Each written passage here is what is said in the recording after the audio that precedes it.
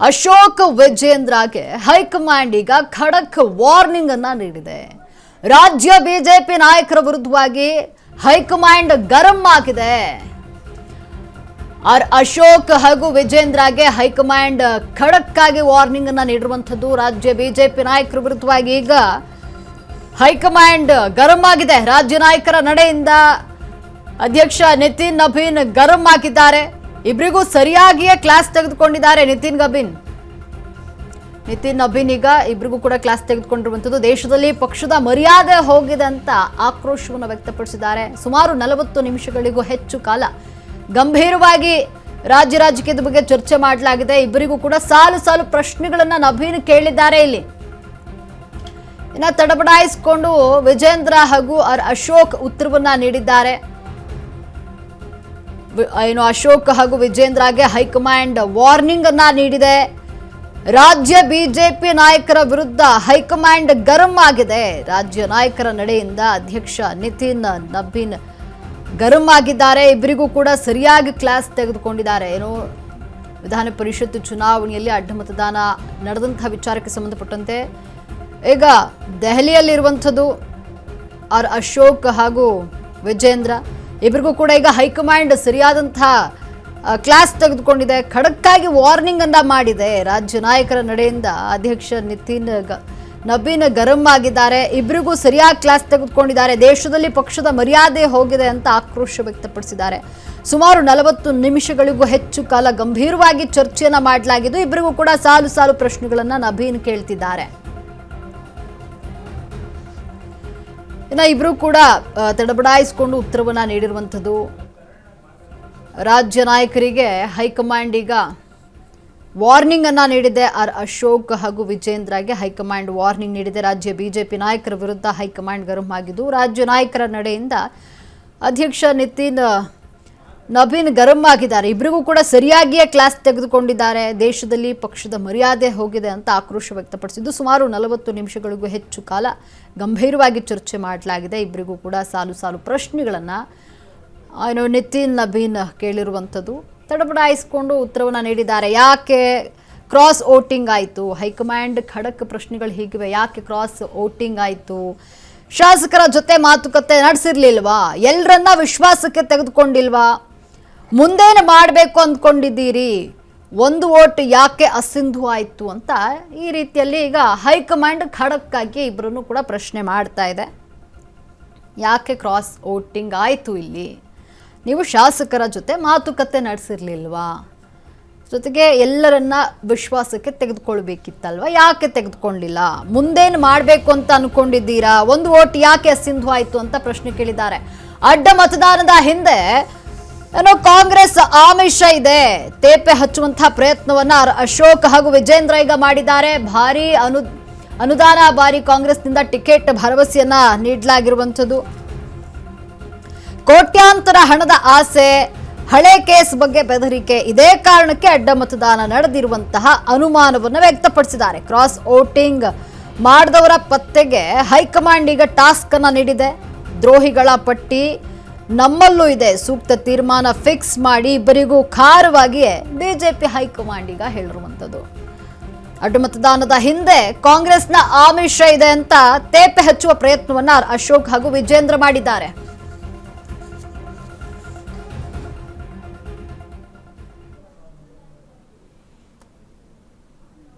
ಬಗ್ಗೆ ಹೆಚ್ಚಿನ ಮಾಹಿತಿಯನ್ನು ನೀಡಲು ನಮ್ಮ ಪ್ರತಿನಿಧಿ ವಿವೇಕ್ ನೇರ ಸಂಪರ್ಕದಲ್ಲಿದ್ದಾರೆ. ವಿವೇಕ್, ಏನು ವಿಜೇಂದ್ರ ಹಾಗೂ ಅಶೋಕ್ಗೆ ಈಗ ಹೈಕಮಾಂಡ್ ಕ್ಲಾಸ್ ತೆಗೆದುಕೊಂಡಿರುವಂಥದ್ದು, ಪ್ರಶ್ನೆಗಳ ಮೇಲೆ ಪ್ರಶ್ನೆಯನ್ನ ಕೇಳಿರುವಂಥದ್ದು, ಯಾಕೆ ಅಡ್ಡ ಮತದಾನ ಆಯಿತು? ನೀವು ಶಾಸಕರನ್ನ ವಿಶ್ವಾಸಕ್ಕೆ ತೆಗೆದುಕೊಂಡಿಲ್ವಾ? ಹೀಗೆ ನಾನಾ ಬಗೆಯ ಪ್ರಶ್ನೆಗಳನ್ನ ಮಾಡಿರುವಂಥದ್ದು. ಈ ಬಗ್ಗೆ ಹೆಚ್ಚಿನ ಮಾಹಿತಿ ಏನಿದೆ? ಎಸ್ ಲಕ್ಷ್ಮಿ, ಈಗಾಗಲೇ ಏನು ಹೈಕಮಾಂಡ್ನವರು ನಿನ್ನೆ ಅಷ್ಟೇ ಒಂದಿಷ್ಟು ಪ್ರಶ್ನೆಗಳನ್ನು ಕೂಡ ಅಶೋಕ್ ಹಾಗೂ ವಿಜೇಂದ್ರ ಅವರಿಗೆ ಕೇಳಿರ್ತಕ್ಕಂಥದ್ದು. ಅದರಲ್ಲೂ ಕೂಡ ಪ್ರಮುಖವಾಗಿ ರಾಷ್ಟ್ರೀಯ ಅಧ್ಯಕ್ಷರಾದಂಥ ನಿತಿನ್ ನಬಿ ಅವರು ಒಂದಿಷ್ಟು ಪ್ರಶ್ನೆಗಳ ಸುರಿಮಳೆ ಮಾಡಿದ್ದಾರೆ ರಾಜ್ಯ ನಾಯಕರ ಮೇಲೆ ಅನ್ನೋ ಮಾಹಿತಿ ಕೂಡ ಲಭ್ಯವಾಗ್ತಿದೆ. ಏನಂದರೆ ಈಗಾಗಲೇ ಅಡ್ಡ ಮತದಾನ ಯಾಕಾಯಿತು, ಅಡ್ಡ ಮತದಾನ ಆಗೋದಕ್ಕೂ ಮುಂಚಿತವಾಗಿ ನೀವು ಹಿಂದಿನ ದಿನ ಶಾಸಕಾಂಗ ಪಕ್ಷ ಸಭೆ ಕರೆದಿರಲಿಲ್ವಾ? ಶಾಸಕಾಂಗ ಪಕ್ಷದ ಸಭೆಯಲ್ಲಿ ಗೈರಾದವರಿಗೆ ನೀವು ಮತ್ತೊಮ್ಮೆ ಮಾತನಾಡಲಿಲ್ವಾ? ಯಾಕೆ ಗೈರಾದರು ಅಂತ ಅವರ ಜೊತೆ ಅಂದರೆ ಹೊಂದಾಣಿಕೆ ಮಾಡ್ಕೊಂಡು ಹೋಗಬೇಕಿತ್ತು. ನೀವು ಯಾಕೆ ಅವರ ಜೊತೆ ಜೊತೆ ಮಾತನಾಡಿಲ್ಲ, ಚರ್ಚೆ ಮಾಡಿಲ್ಲ ಅನ್ನೋದೊಂದು. ಮತ್ತೊಂದು ಕಡೆ ಈಗಾಗಲೇ ಏನು ಪಟ್ಟಿಯನ್ನು ಫೈನಲ್ ಮಾಡಿ ಯಾವ ದಿನದಿಂದ ನೀವು ಕೊಟ್ರಿ, ಅಂದರೆ ಹಿಂದಿನ ದಿನ ಕೊಡಬೇಕಿತ್ತು. ಎಲ್ಲರೂ ಕೂಡ ಕಾಂಗ್ರೆಸ್ನವರಾಗಿರ್ಬೋದು, JDSನವರಾಗಿರ್ಬೋದು, ಅವರ ಶಾಸಕರನ್ನು ರೆಸಾರ್ಟ್ಗೆ ಕರೆದುಕೊಂಡು ಹೋದರು. ಅಲ್ಲೂ ಕೂಡ ಅವರನ್ನು ಸೇಫ್ ಗಾರ್ಡ್ ಮಾಡುವಂಥ ಕೆಲಸಕ್ಕೆ ಮುಂದಾಗಿದ್ದರು. ನಿಮ್ಮ ಶಾಸಕರಿಗೆ ನೀವು ಯಾವ ರೀತಿಯಾಗಿ ವಿಶ್ವಾಸಕ್ಕೆ ತೆಗೆದುಕೊಂಡರಿ, ಜೊತೆಗೆ ಅಂತಿಮ ಪಟ್ಟಿ ಯಾರಿಗೆ ಯಾರು ಮತವನ್ನು ಹಾಕಬೇಕು ಅನ್ನೋ ಅಂತಿಮ ಪಟ್ಟಿ ಚುನಾವಣೆ ದಿನದಂದು ಬಿಡುಗಡೆ ಮಾಡಿದ್ರು. ಜೊತೆಗೆ ಅವತ್ತು ಕೂಡ ಅಷ್ಟೇ ಬಹಿರಂಗವಾಗಿ ಯಾರಿಗೂ ಕೂಡ ಹೇಳಿರಲಿಲ್ಲ, ಪ್ರತ್ಯೇಕವಾಗಿ ಕರೆದುಕೊಂಡು ಹೋಗಿ ಹೇಳ್ತಾ ಇದ್ರು. ಈ ರೀತಿಯಾಗಿ ಯಾಕೆ ಮಾಡಿದ್ರಿ, ಹಿಂದಿನ ದಿನವೇ ಯಾಕೆ ಅವರಿಗೆ ತಿಳಿಸಿಲ್ಲ ಅನ್ನೋ ಒಂದಿಷ್ಟು ಪ್ರಶ್ನೆಗಳನ್ನು ಕೂಡ ಹಾಕಿರ್ತಕ್ಕಂಥದ್ದು. ಜೊತೆಗೆ ಮತ್ತೊಂದು ಮತ ಯಾಕೆ ಅಸಿಂಧು ಆಯಿತು, ಇದ್ಯಾರು ಮಾಡಿದ್ದಾರೆ ಅನ್ನೋ ಒಂದಿಷ್ಟು ಪ್ರಶ್ನೆಗಳು ಕೂಡ ಮಾಡಿರ್ತಕ್ಕಂಥದ್ದು. ಜೊತೆಗೆ ಈಗಾಗಲೇ ಏನು ಅಡ್ಡ ಮತದಾನ ನಡೆದಿದೆ, ಈ ಅಡ್ಡ ಮತದಾನದ ವಿಚಾರದ ಪೈಕಿ ನಾವು ಈಗಾಗಲೇ ತನಿಖೆಯನ್ನು ಕೂಡ ನಡೆಸ್ತೀವಿ. ನಮ್ಮ ಕೇಂದ್ರದ ಏನು ಮಾಹಿತಿ ಇದೆ, ನಮ್ಮ ರಾಷ್ಟ್ರೀಯ ಅಧ್ಯಕ್ಷರ ಮಾಹಿತಿ ತಂಡ ಏನಿದೆ, ಅದರಿಂದ ನಾವು ಮಾಹಿತಿಯನ್ನು ಈಗಾಗಲೇ ಕಲೆ ಹಾಕಿದ್ದೇವೆ. ಯಾರು ಶಂಕಿತ ವ್ಯಕ್ತಿಗಳಿದ್ದಾರೆ ಈಗಾಗಲೇ ನಾವು ಅವರನ್ನು ಪತ್ತೆ ಹಚ್ಚುವಂಥ ಕೆಲಸಕ್ಕೆ ಮುಂದಾಗಿದೆ ನಮ್ಮ ತಂಡ. ನೀವು ಕೂಡ ಈಗಾಗಲೇ ಸತ್ಯಶೋಧನಾ ಸಮಿತಿ ತಂಡವನ್ನು ಕೂಡ ರಚನೆ ಮಾಡಿದ್ದೀರಾ. ನೀವು ಕೂಡ ಆದಷ್ಟು ಬೇಗ ಒಂದು ರಿಪೋರ್ಟನ್ನು ಕೊಡಿ ಅಂತೇಳಿ ನಿತಿನ್ ನಬಿ ಅವರು ಹೇಳಿರ್ತಕ್ಕಂಥದ್ದು. ಜೊತೆಗೆ ಇದೇ ರೀತಿಯಾಗಿ ಮುಂದುವರಿಬಾರ್ದು, ಇದೆಂದು ಕೂಡ ಮತ್ತೆ ರಾಜ್ಯದಲ್ಲಿ ಮರುಕಳಿಸಬಾರ್ದು ಅಂತ ಕೂಡ ಹೇಳಿರ್ತಕ್ಕಂಥದ್ದು. ಜೊತೆಗೆ ಒಂದಿಷ್ಟು ಟಾಸ್ಕನ್ನು ಕೂಡ ಕೊಟ್ಟಿದ್ದಾರೆ, ಯಾವ ರೀತಿಯಾಗಿ ಮುಂದಿನ ದಿನಗಳಲ್ಲಿ ಹೊಂದಾಣಿಕೆ ಮಾಡಿಕೊಂಡು, ಜೊತೆಗೆ ಎಲ್ಲೂ ಕೂಡ ಗೊಂದಲಗಳಾಗದೇ ಇರಂಗೆ ಪಕ್ಷ ಸಂಘಟನೆ ಇದನ್ನೆಲ್ಲದನ್ನು ಕೂಡ ಮಾಡಿ ಮುಂದಿನ ನಿರ್ಧಾರಗಳನ್ನು ಹೈಕಮಾಂಡ್ ತೆಗೆದುಕೊಳ್ಳುತ್ತೆ ಅನ್ನೋ ಒಂದು ಮಾತನ್ನು ಕೂಡ ಹೇಳಿರ್ತಕ್ಕಂಥದ್ದು. ಜೊತೆಗೆ ನಮ್ಮ ರಾಜ್ಯ ನಾಯಕರ ವಾದ ಏನಾಗಿತ್ತು ನಿತಿನ್ ನಬಿ ಅವರ ಮುಂದೆ ಅಂದರೆ, ಈಗಾಗಲೇ ಸತ್ಯಶೋಧನಾ ಸಮಿತಿಯನ್ನು ಕೂಡ ನಾವು ರಚನೆ ಮಾಡಿದ್ದೇವೆ, ಒಂದಿಷ್ಟು ಶಂಕಿತ ವ್ಯಕ್ತಿಗಳು ಕೂಡ ಇದ್ದಾರೆ, ಅವರ ಹೆಸರುಗಳನ್ನು ಕೂಡ ಕೂಡಲೇ ಈಗಾಗಲೇ ನಿಮ್ಮ ಮುಂದೆ ಕೊಡ್ತೀವಿ. ಈಗಾಗಲೇ ಏನು ಇಂಟ್ರೀಮ್ ರಿಪೋರ್ಟನ್ನು ಕೂಡ ತೆಗೆದುಕೊಂಡು ಹೋಗಿದ್ರು, ಅದು ಕೂಡ ನಿತಿನ್ ನಬಿ ಅವರ ಮುಂದೆ ಇಟ್ಟಿರ್ತಕ್ಕಂಥದ್ದು. ಇನ್ನು ಉಳಿದಂಥ ಪೂರ್ತಿ ಮಾಹಿತಿಯ ರಿಪೋರ್ಟ್ ಏನಿದೆ ಇದನ್ನ ಕೂಡಲೇ ಆದಷ್ಟು ಬೇಗ ಶೀಘ್ರದಲ್ಲೇ ಹೈಕಮಾಂಡ್ಗೆ ತಲುಪಿಸುವಂತ ಎಲ್ಲಾ ಸಾಧ್ಯತೆಗಳು ಕೂಡ ಇದೆ. ಜೊತೆಗೆ ಒಂದಿಷ್ಟು ಕ್ಲಾಸ್ ಅನ್ನ ಕೂಡ ತೆಗೆದುಕೊಂಡಿರ್ತದ್ದು ನಿತಿನ್ ನಬಿ ಅವರು. ಜೊತೆಗೆ ಇವರು ಕೂಡ ಒಂದಿಷ್ಟು ವಾದಗಳನ್ನ ಕೊಟ್ಟಿರ್ತಕ್ಕಂಥದ್ದು ಏನಂದ್ರೆ, ಪ್ರಮುಖವಾಗಿ ಯಾರೆಲ್ಲ ಮತಗಳನ್ನ ಹಾಕಿರುವಂತ ಸಾಧ್ಯತೆಗಳಿದೆ ಅಂತ ನೋಡ್ತಾ ಹೋದ್ರೆ, ಮೊದಲನೇದಾಗಿ ಯಾರಾದ್ರೂ ಆಮಿಷಕ್ಕೆ ಒಳಗಾಗಿ ಅಂದರೆ ಹಣಕ್ಕೆ ಒಳಗಾಗಿ ಹಣ ಕೊಡ್ತೀನಿ ಅನ್ನೋ ಒಂದಿಷ್ಟು ಆಫರನ್ನು ಕೊಟ್ಟಂಥ ಸಂದರ್ಭದಲ್ಲಿ ಆ ವಿಚಾರಕ್ಕೂ ಕೂಡ ಮತ ಹಾಕಿರುವಂಥ ಸಾಧ್ಯತೆಗಳಿದೆ. ಮತ್ತೊಂದು ಕ್ಷೇತ್ರಕ್ಕೆ ಅನುದಾನ, ಕ್ಷೇತ್ರದಲ್ಲಿ ಈಗಾಗಲೇ ಕಾಂಗ್ರೆಸ್ ಸರ್ಕಾರ ಇದೆ, ಸಾಕಷ್ಟು ಅಂದರೆ 3 ವರ್ಷಗಳಿಂದ ಕಾಂಗ್ರೆಸ್ ಸರ್ಕಾರ ಇರ್ತಕ್ಕಂಥದ್ದು. ರಾಜ್ಯದಲ್ಲಿ ಕ್ಷೇತ್ರಕ್ಕೆ ಅನುದಾನ ಕಮ್ಮಿ ಬಿಡುಗಡೆ ಆಗಿರೋದ್ರಿಂದ ಮುಂದಿನ ಅಂದರೆ 2 ವರ್ಷಗಳ ಕಾಲ ಕ್ಷೇತ್ರಕ್ಕೆ ಹೆಚ್ಚು ಅನುದಾನ ಬಿಡುಗಡೆ ಮಾಡುವಂಥ ಒಂದು ವಿಶ್ವಾಸವನ್ನು ತೆಗೆದುಕೊಂಡು ಈ ರೀತಿಯಾಗಿ ಮತ ಹಾಕಿರುವಂಥ ಸಾಧ್ಯತೆಗಳಿದೆ. ಒಂದಿಷ್ಟು ಶಾಸಕರಿಗೆ ಮುಂದಿನ ಬಾರಿ ಅಂದರೆ MP ಅಥವಾ ಬೇರೆ ಬೇರೆ ಚುನಾವಣೆಗಳಲ್ಲಿ ಕಾಂಗ್ರೆಸ್ ಅಭ್ಯರ್ಥಿಗಳಿಗೆ ಸಪೋರ್ಟ್ ಮಾಡಿರುವಂಥ ಒಂದಿಷ್ಟು ಶಾಸಕರು ಕೂಡ BJPಲಿ ಇರ್ತಕ್ಕಂಥದ್ದು. ಸದ್ಯದ ಮಟ್ಟಿಗೆ ಅವರು ಕೂಡ ಅಷ್ಟೇ ಒಂದಿಷ್ಟು ಈ ರೀತಿಯಾಗಿ ಮಾಡಿರ್ತಕ್ಕಂಥ ನಿಟ್ಟಿನಲ್ಲಿ ನಮಗೆ ಮುಂದಿನ ದಿನದಲ್ಲಿ BJPಯಲ್ಲಿ ಬಹುಶಃ ಟಿಕೆಟ್ ಸಿಗದೆ ಹೋಗ್ಬೋದೇನೋ ಅನ್ನೋ ಆ ಅರ್ಥದಲ್ಲೂ ಕೂಡ ಆ ನಿಟ್ಟಿನಲ್ಲಿ ಈ ಬಾರಿ ಕಾಂಗ್ರೆಸ್ಗೆ ಮತ ಹಾಕಿರುವಂಥ ಸಾಧ್ಯತೆಗಳಿದೆ.